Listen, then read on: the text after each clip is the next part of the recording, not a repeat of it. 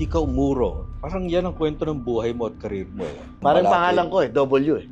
Up, down, Up, down, down, up, down. up. Pero maganda, pinakataas yun na. Ito na siguro yung you learn from your mistakes eh.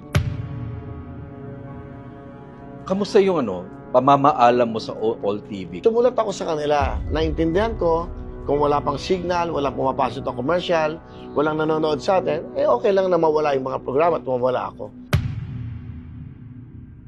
Hindi ikaw dapat ang bida sa programa eh. Dapat talaga yung may natututunan sila, natatouch mo yung mga puso nila, nabibigyan mo sila ng pag-asa, yung hope eh.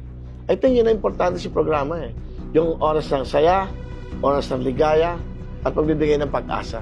Yun, meron na tayo nun, kompleto na ang TV5 eh.